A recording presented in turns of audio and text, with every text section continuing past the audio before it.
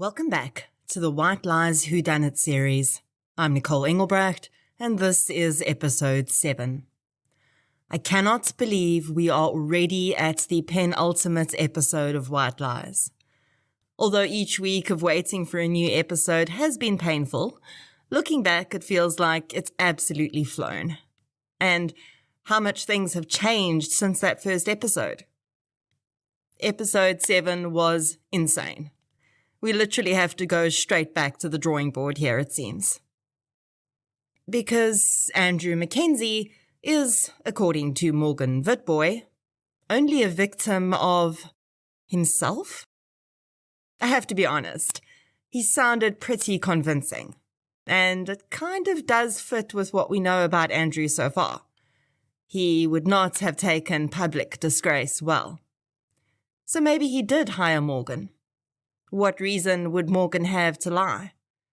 For now, I guess, we have to accept what he said as truth. And with that, I don't even know what to call Andrew anymore. Is he a victim or a suspect? And then there's Olivia. Well, there was Olivia, because sadly, she is no more. And she seems to be the only real victim here. Except there's the small matter of Morgan Witbooi claiming, quite convincingly I might add, that he did not attack Olivia. So we come back to what we said in previous episodes. It does look like a really odd crime for one person to have committed. We've been looking for one killer. And now I have to ask, are we actually looking for two? Okay. Wait, this is getting out of hand. Let's do this one at a time. So, who is responsible for Andrew's death? Like, who pulled the trigger? Morgan? He admitted to it. He seemed willing to kill Banjo, Daniel, and maybe even Edie to hide the fact. And surely if he had been hired by Mackie Hofmeyer, he wouldn't have been going to so much trouble to cover his tracks. He would have just made it Mackie's problem. And if Morgan's claims are true, and Mackie isn't involved in Andrew's death, then why are 40 superiors trying so hard to make sure the investigation doesn't go any further? Is it just to ensure the corruption doesn't come out? I guess only time will tell. I think for now, we're going to have to take Morgan's word for it. And his own admission means that he has just given himself 5 stars in suspect rating. And if this wasn't white lies, that should be the end of it. But it's not, because it's becoming increasingly clear that we might just have 2 killers on our hands. So now we have to ask ourselves if Morgan killed Andrew and vehemently denies attacking Olivia, and that's still an if, then who would have the motive, means, and opportunity to attack Olivia? Well, the fact that we know Olivia was attacked after she arrived home from fetching the kids from school does kind of narrow it down a bit. What are the odds that 2 killers were in her house at the same time? So, really, what are the odds that Morgan had come in and killed Andrew, allegedly by arrangement, and then at the very same time, someone else had decided that precise moment was also a good time to hide in the house and attack Olivia? Pretty low, right? What is more likely is that one of the people who were already in the house after Olivia got back did it. And who are those people? Well, Jamie, Daniel, and of course, Pearl, who's pretty much gone off the radar in recent episodes. Does Pearl have opportunity? Yes. Does she have means? Yes. But does she have motive? Well, if we go back to the financial motive of her taking the money out of the safe, yes. But, according to Morgan, Andrew opened the safe to make his death look like a robbery. So there doesn't really seem to be much reason for Pearl to have attacked Olivia to access the money. And remember, Pearl actually did say that when she was letting her boyfriend out the gate, Morgan had seen them. She admitted that. But when Edie asked Morgan, he denied seeing them at all. That probably should have been a red flag for us. I don't know. I really don't think Pearl is the right suspect for this. I mean, we can't completely discount her, but she's way down there on the list. I honestly just think she was a vulnerable person in the wrong place at the wrong time who definitely made a bad decision out of fear, but I don't think she attacked Olivia. Let's give her 2 stars for now.